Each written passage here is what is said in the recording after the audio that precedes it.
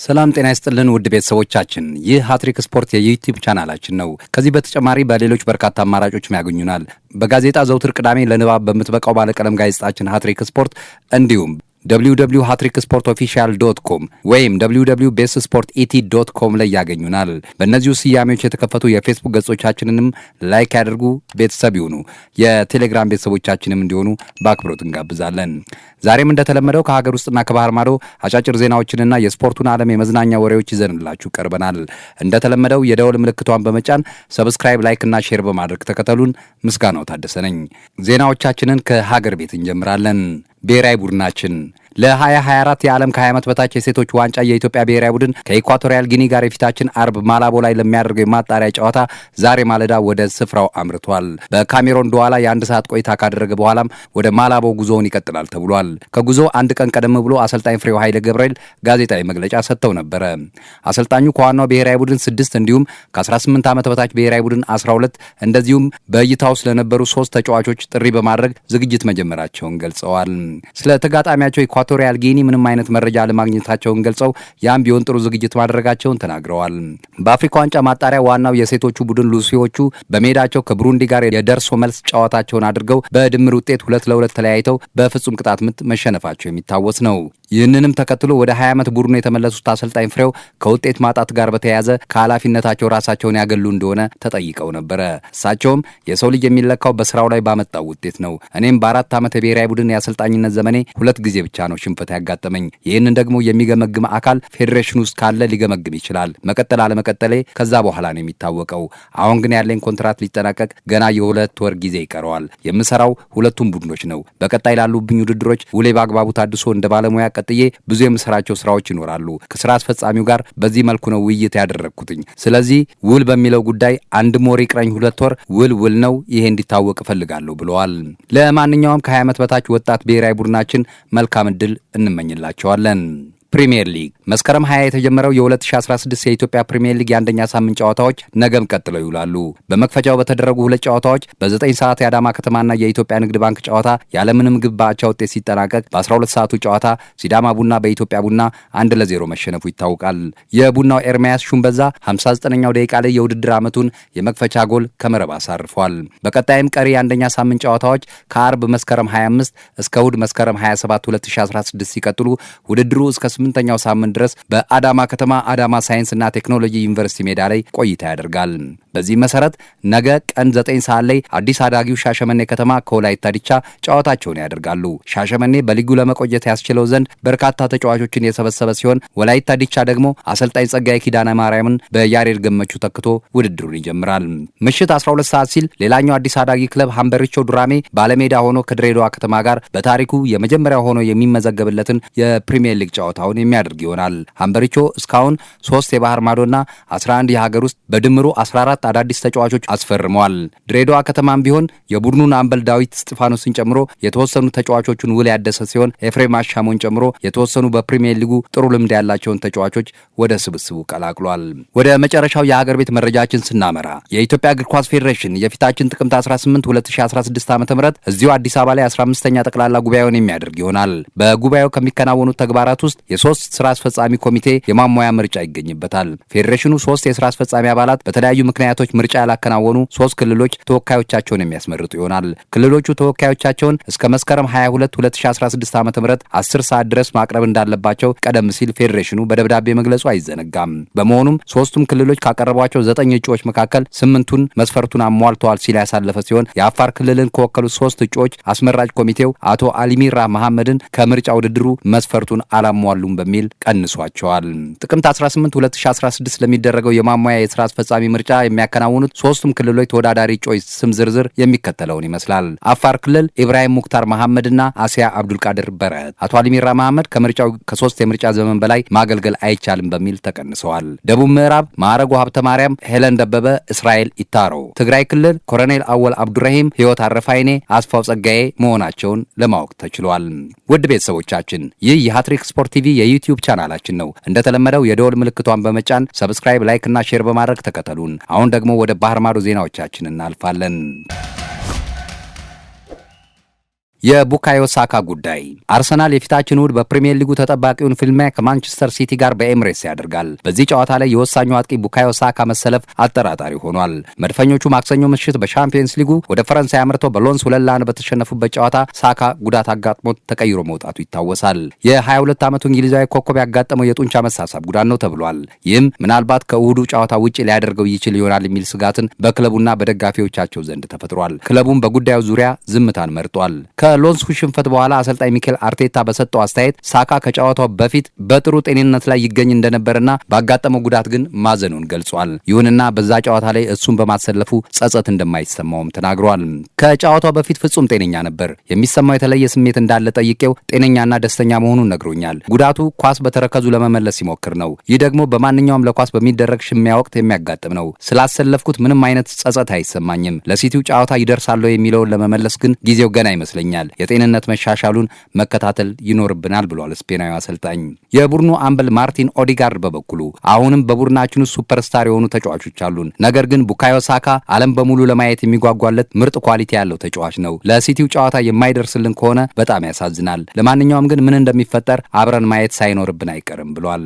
ጋብሪኤል ማርቲኔልን ጨምሮ በርካታ ኮከብ ተጫዋቾቹ ጉዳት ላይ የሚገኙበት አርሰናል አሁን ደግሞ ቡካዮ ሳካንም የሚያጣ ከሆነ የበለጠ ሊጎዳ ይችላል። ተጫዋቹ ረቡዕ የመጀመሪያ ምርመራውን ያደረገ ሲሆን ዛሬ ማለዳ ላይም ቀጣይ ምርመራውን አድርጓል። እንግሊዝ በአውሮፓ ዋንጫ ማጣሪያ በቅርቡ ከኦስትሪያና ጣሊያን ጋር የምትጫወት ሲሆን ለእነዚህ ጨዋታዎች ግን ሳካ ይደርሳል ተብሎ ይጠበቃል። ፔፕ ጋርዲዮላ። የማንቸስተር ሲቲው አሰልጣኝ ፔፕ ጋርዲዮላ የቡድኑን ወጣት ተጫዋች በማሞገስ አስተያየቱን ሰጥቷል። ዘ ሲቲዝንስ ረቡዕ ምሽት በሻምፒየንስ ሊጉ ወደ ጀርመን አቅንተው አርቢ ሌቪዥንግን ከጨዋታ ብልጫ ጋር 3-1 ረትተው መመለሳቸው የሚታወስ ነው። በተለይም ደግሞ በዛ ጨዋታ ላይ የወጣቱ ሪኮ ሉዊስ ተጽዕኖ ጎላ ብሎ ታይቷል። ጋርዲዮላም አድናቆትን ችሮታል። ስፔናዊው ከጨዋታ በኋላ በሰጠው አስተያየት ምን አይነት ተጫዋች ነው ተመልክታችሁታል? ገና የ18 ዓመት ወጣት ነው። እኔ ለ14 እና 15 ዓመታት በስልጠናው ዓለም ቆይቻለሁ። በእነዚህ ጊዜያት ውስጥ በልምምድ ሜዳ ላይ ለማመን የሚያስቸግር ድንቅ ብቃት ያላቸውን በርካታ ተጫዋቾችን ተመልክቻለሁ። ይሁንና ሪኮ ከየትኞቹም ይለያል። በሆልዲንግ ሚድፊልድ በተመላላሽና ከአጥቂዎች ጀርባ አድርገህ ልታጫውተው ትችላለህ። ሁሉንም ሚናዎችን እኩል ነው የሚወጣው። በዛ ላይ በጣም የተረጋጋ ልጅ ነው። ብዙም ሲያወራ አይሰማም። ቢሆንም ግን በሁሉም የቡድኑ አባላት ዘንድ ተወዳጅ ነው። ባለፈው ሲዝን የሶስትዮሽ ዋንጫ ባለድል ስንሆን ጥሩ ሚና ከተጫወቱት መካከል አንዱ እሱ ነበር። ዘንድሮም ከዛ የተሻለ ብቃቱን እንደሚያሳይ ተስፋ አደርጋለሁ። ይህንንም በዚህ የሻምፒየንስ ሊግ ጨዋታ ላይ ማሳየት ችሏል ሲል ከ21 ዓመት በታች ለእንግሊዝ ወጣት ብሔራዊ ቡድን ተሰላፊ የሆነውን ወጣቱን አድንቆታል። ሲቲዎች እፎይታን አግኝተዋል። ማንቸስተር ሲቲ ወደ ኤምሬትስ አምርቶ የፊታችን እሁድ አርሰናልን በሚገጥምበት ጨዋታ ጉዳት ላይ የነበሩት ወሳኝ ተጫዋቾቹ ተመልሰውለታል። ይህም ለአሰልጣኝ ፔፕ ጋርዲዮላ ትልቅ እፎይታን የሚሰጥ ይሆናል። በተለይም ደግሞ ቤርናንዶ ሲልቫና ጆን ስቶንስ መመለሳቸው መልካም ዜና ነው። ረቡዕ ምሽት አርቢ ሌቪዥንግን በገጠሙበት የሻምፒየንስ ሊጉ የምድብ ጨዋታ ቤርናንዶ ሲልቫ በቋሚ አሰላለፍ ውስጥ ገብቶ ተመልክተነዋል። 87ኛው ደቂቃ ላይ በማቴዎስ ኑኔስ ተቀይሮ እስኪወጣ ድረስ ጥሩ የሚባል እንቅስቃሴ አድርጓል። ስቶንስም ቢሆን አይሰለፍ እንጂ በተቀያሪ ወንበር ላይ ነበረ። የእሁዱ ጨዋታ ላይ ግን ወደ ሜዳ እንደሚመለስ ተስፋ ተደርጓል። አሰልጣኝ ፔፕ ጋርዲዮላ አስተያየቱን ሲሰጥ ሁለቱም ወሳኝ ተጫዋቾቻችን ተመልሰውልናል። ይሄ ለኛ በጣም አስደሳች ነገር ነው። ጆን ስቶንስ ዘንድሮ አንድም ደቂቃ ባይሰለፍም አቋሙ ግን አሁን ተስተካክሏል። ቤርናንዶ ሲልቫም መጠነኛ ጉዳት አጋጥሞት ነበር። በዛ ላይ ደግሞ የምታምር ቆንጅዬ ሴት ልጅ ስለተበረከተለት ለጥቂት ቀናት ከባለቤቱ ጋር እረፍት እንዲያደርግ ፍቃድ ሰጥቼው ነበር። አሁን ግን ተመልሷል ብሏል። አሁን ከሲቲ ተጽዕኖ ፈጣሪ ኮከቦች መካከል በጉዳት ላይ የሚገኘው ኬቨን ደብሮይን ነው። ጋርዲዮላ በሱ ዙሪያ አስተያየቱን ሲሰጥ ጠንከር ያለ ጉዳት ነው ያጋጠመው። መቼ እንደሚመለስ እርግጠኛ ሆኖ መናገር ባይቻልም ለወራት ከሜዳ መራቁ ግን ግድ ነው። ኬቪን የማይተካ ልጅ ቢሆንም አሁንም ግን ጥሩ ተሰጥኦ ያላቸው ወጣቶች አሉም ብሏል። የማርከስ ራሽፎርድ ጉዳይ። የማንቸስተር ዩናይትድ ኮከብ ማርከስ ራሽፎርድ በቡድኑ ውስጥ የቋሚ ተሰላፊነት ቦታውን ሊነጠቅ እንደሚችል እየተነገረ ነው። እንግሊዛዊ በዘንድሮ ሲዝን የቀድሞ ምርጥ ብቃቱን ለማሳየት ሲቸገር እየታየ ሲሆን ባለፉት 11 የሁሉም ጨዋታዎች ማስቆጠር የቻለው አንድ ጎል ብቻ ነው። ይህም ከቡድኑ የውጤት ቀውስ ባለፈ የእሱንም የቋሚ ተሰላፊነት እድል ሊያስነጥቀው ይችላል እየተባለ ነው። በማክሰኞ ምሽቱ የሻምፒየንስ ሊግ ጨዋታ ኦልድ ትራፎርድ ላይ በጋላታሳራይ 3-2 ከተሸነፉ በኋላ ከውጤት ማጣት ጋር በተያያዘ አጣብቂኝ ውስጥ የገቡት አሰልጣኝ ኤሪክ ቴናግ አማራጭ መንገዶችን ለመመልከት መገደዳቸው ግድ እየሆነ የመጣ ይመስላል። በዚህ መሰረት ተጫዋቾቻቸውን በማፈራረቅ ወይም በሮቴሽን ሲስተም ለማጫወት አቅደዋል። ይህ ሲስተም ደግሞ ራሽፎርድን ሰለባ ያደርገዋል። በክረምቱ አዲስ የኮንትራት ውሎ የፈረመው ራሽፎርድ ባለፈው ሲዝን በሁሉም ውድድሮች 30 ጎሎችን ማስቆጠሩ የሚታወስ ነው። ቡድኑ ጥሩ ባልሆነባቸው ግጥሚያዎች እንኳን እሱ ቡድኑን ለመታደግ ከፍተኛ ጥረት ያደርግ ነበር። ዘንድሮ ግን ያንን ለመድገም አለመቻሉ በክለቡ ደጋፊዎች ዘንድ እያስወቀሰው ይገኛል። የአሰልጣኞች ቡድን አባላትም በሱ ላይ ያላቸው እምነት እየተሸረሸረ የመጣ ይመስላል። ቶድ ቦሆሊ የቼልሲው ባለቤት ቶድ ቦሆሊ በክለቡ ላይ ተጨማሪ ገንዘብ በማውጣት ኢንቨስት ለማድረግ መዘጋጀታቸው ተሰምቷል። እንደ ብሉምበርግ ዘገባ ከሆነ አሜሪካዊ ቢሊዮነር በጉዳዩ ዙሪያ ከሚያማክራቸው አሬስ ማኔጅመንትና ሊያበድራቸው ይችላል ተብሎ ከሚጠበቀው ባንክ ኦፍ አሜሪካ ጋር በጉዳዩ ዙሪያ በጥልቀት በመመካከር ላይ ይገኛሉ። በዚህ መሰረት የ400 ሚሊዮን ፓውንድ ብድር ለማግኘት ጥረታቸውን አጠናክረው ቀጥለዋል። ገንዘቡንም ለስታንፎርድ ብሪጅ ማስፋፊያና እድሳት ሊያውሉት ማሰባቸውን የተነገረው። እንደ ፎርብስ መረጃ ከሆነ ቦሆሊ በ2023 የሀብት መጠናቸው 6 ቢሊዮን ፓውንድ ደርሷል። በሜይ 2022 ከማርክ ዋልተር እና ሃንስ ዮርግ ዊስ ከተባሉት ግለሰቦችና ክሊር ሌክ ካፒታል ከተባለው ተቋም ጋር በመሆን በጥምረት ቼልሲን ሲገዙት በግላቸው 2 ቢሊዮን ፓውንድ ማውጣታቸው ይታወሳል። ከማርክ ዋልተር ጋርም በጋራ በቼልሲ ላይ የ27% የባለቤትነት ድርሻ አላቸው።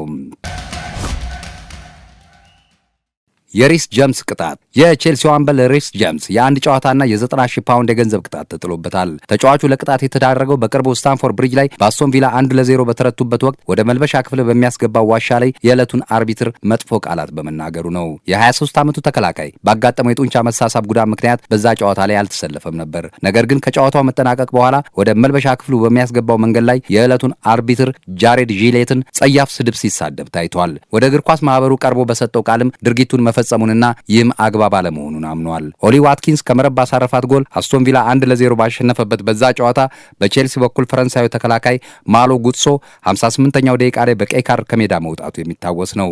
ጉትሶ በሉካስ ዲኜ ላይ በፈጸመው ጥፋት የተነሳ መጀመሪያ ላይ ዢሌት ቢጫ ካርድ ነበር የሰጡት። ነገር ግን ቫር ካዩ በኋላ ቅጣቱን ወደ ቀይ ካርድ ሊያሳድጉ ችለዋል። አምበሉን ሪስ ጀምስን ያበሳጨውም ይሄ ውሳኔያቸው ነው። ምንም እንኳን ድርጊቱ ተገቢ አለመሆኑን ቢያምንም ከቅጣት ግን አላመለጠም። በመሆኑም የአንድ ጨዋታና የ90,000 ፓውንድ ቅጣት ተጥሎበታል። ካለፈው ነሐሴ 2023 አንስቶ የቼልሲ አምበል ሆኖ የተሸመው የቀይ መስመር ተከላካዩ ሪስ ጀምስ በቅርቡ በልምምድ ሜዳ ካጋጠመው የጡንቻ መሳሳብ ጉዳቱ ለማገገም እየጣረ ይገኛል። ዳረን ኢንግላንድና ሊቨርፑል። ባለፈው ሳምንት ቅዳሜ ሊቨርፑል በቶትናም 2-1 በተሸነፈበት ጨዋታ የቫር ዳኛ የነበሩ ዳረን ኢንግላንድ ቅጣት ተላልፎባቸዋል። በዕለቱ የሉዊስ ዲያዝን ጎል በስህተት ኦፍሳይድ ብሎ የሻሩት የቫር ዋናው ዳኛና ረዳታቸው ዳን ኩክ በዚህ ሳምንት የሚካሄዱ የፕሪሚየር ሊግ ጨዋታዎችን እንዳይመሩ ታግደዋል። ይህ ጊዜያዊ ቅጣት ሲሆን በቀጣይነት ወደ ስራቸው ይመለሳሉ። ነገር ግን እስከ ሲዝኑ መጨረሻ ድረስ ሊቨርፑል የሚያደርጋቸውን ጨዋታዎች በሙሉ በቫር ዳኝነት እንዳይዳኙ እገዳ ተጥሎባቸዋል። ዳረን ኢንግላንድ ያንን ስህተት በመስራታቸው ከፍተኛ የፋይናንስ ገበያቸውንም በከፍተኛ ደረጃ እንዳሳጣቸው ታውቋል። በዚህ መሰረት በዛ ጨዋታ ላይ ያገኙት የነበረውን 1200 ፓውንድ አጥተዋል። ከዚህ በተጨማሪም በፊፋ የዳኞች ዝርዝር ውስጥ ያሉ ሰው ናቸው። በአውሮፓ ኮንፈረንስ ሊግም የቫር ዳኛ ናቸው። እንደዚሁም የሻምፒየንስ ሊግ ጨዋታዎችን ይመራሉ። በዛ የሊቨርፑል ጨዋታ ስህተታቸው ታዲያ ከነዚህ ውድድሮች እንደሚሰረዙ ታውቋል። በዚህም ያገኙት የነበረውን አጠቃላይ እስከ 150,000 ፓውንድ ድረስ ገበያቸውን የሚያጡ ይሆናል ማለት ነው። ውድ ቤተሰቦቻችን ዜናዎቻችንን እዚህ ላይ ገታ አድርገን አሁን ደግሞ በእግር ኳሱ ዓለም ወደ ተሰሙት የመዝናኛው ዓለም ወሬዎች እናልፋለን። ያዘጋጀልን መስፍን ዘለቀ ዶዮ ነው። መልካም ቆይታ። የመዝናኛ ወሬዎቻችንን የምንጀምረው በስታዲየም ውስጥ ስለሚገኙት የመኖሪያ ቤቶች በመግለጽ ይሆናል።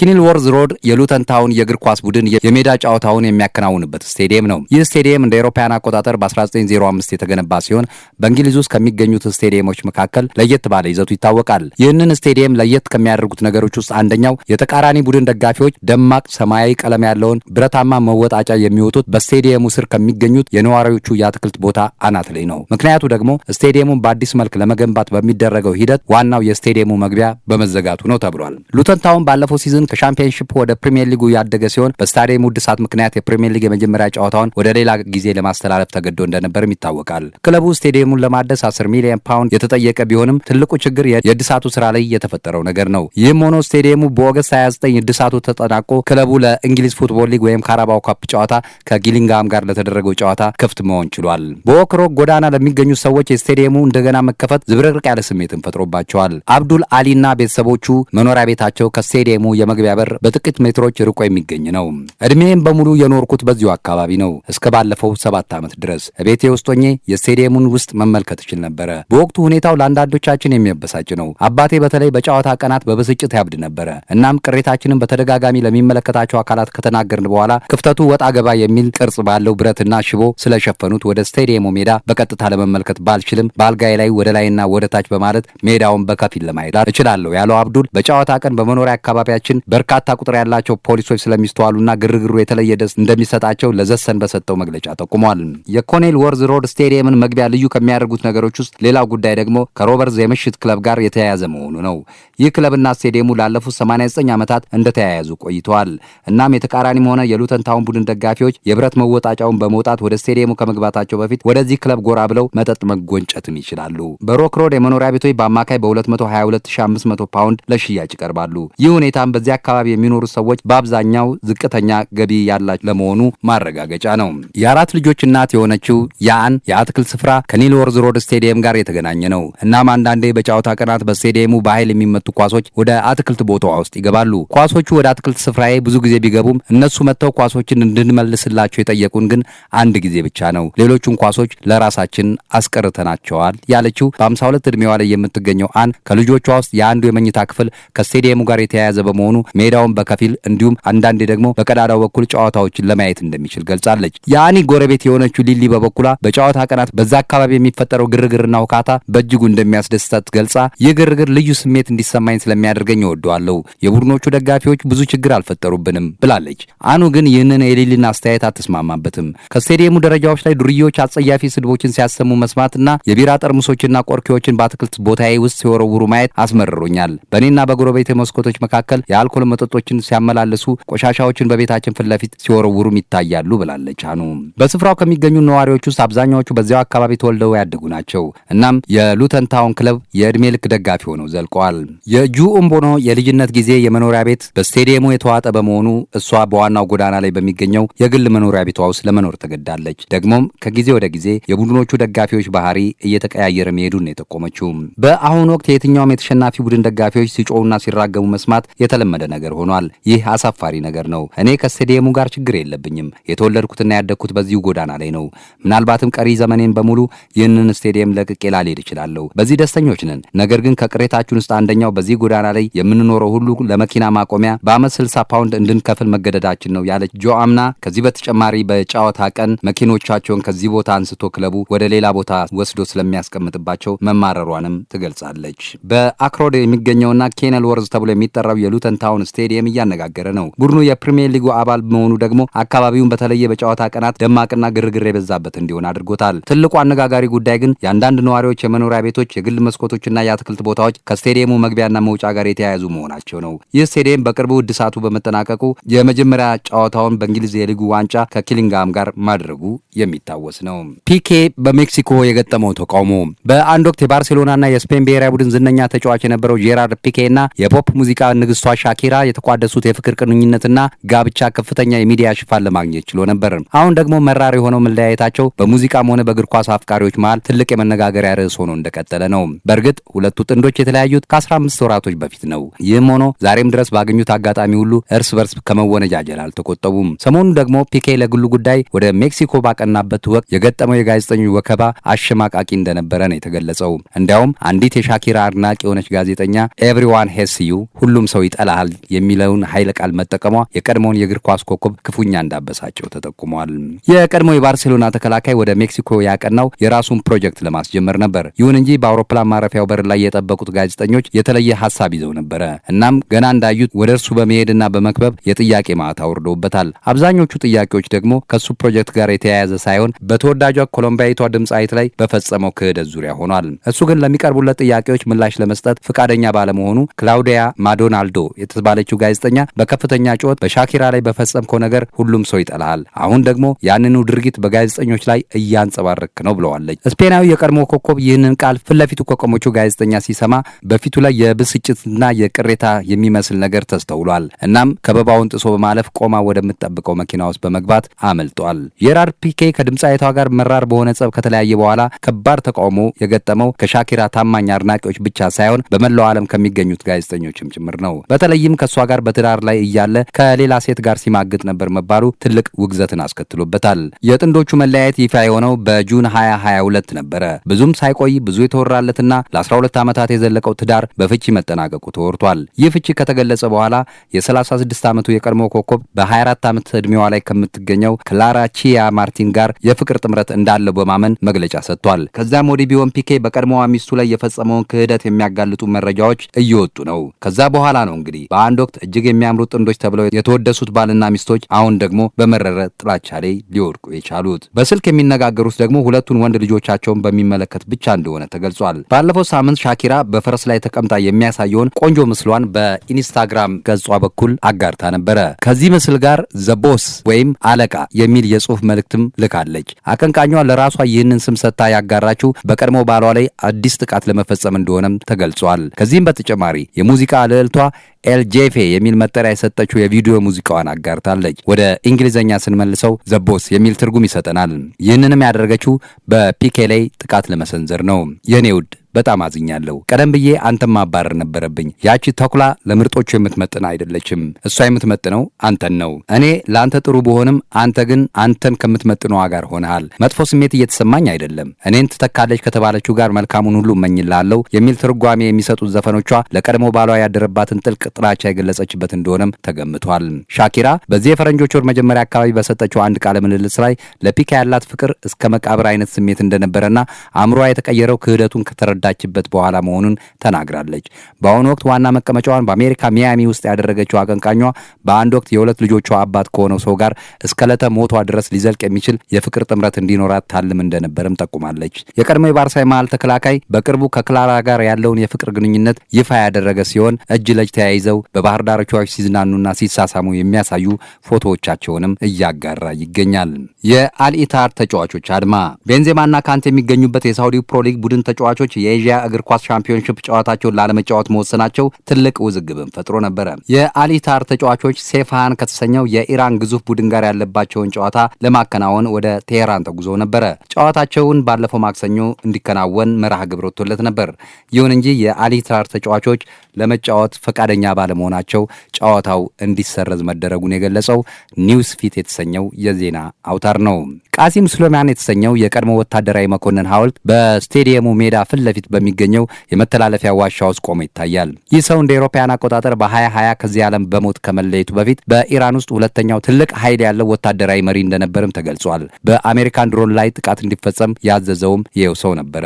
የሳውዲ ክለብ ተጫዋቾችና ኃላፊዎች በሐውልቱ ዙሪያ በቂ መረጃ ለማግኘት 90 ደቂቃ እንዲሰጣቸው ጠይቀው ነበር። 90 ደቂቃው ከተጠናቀቀ በኋላም ተጫዋቾቹ ለመጫወት ፈቃደኛ ሳይሆኑ ቀርተዋል። ይልቁንም ቡድኑ ወደ ሳውዲ ለመመለስ ወደ አውሮፕላን ማረፊያ ማምራትን የመረጠው። የኤዥያ እግር ኳስ ክለቦች ሻምፒዮንሺፕ ኤኤፍሲ ይህንን ያልታሰበ ክስተት በሚመለከት ያስተላለፈው መልእክት እንደሚከተለው ይነበባል።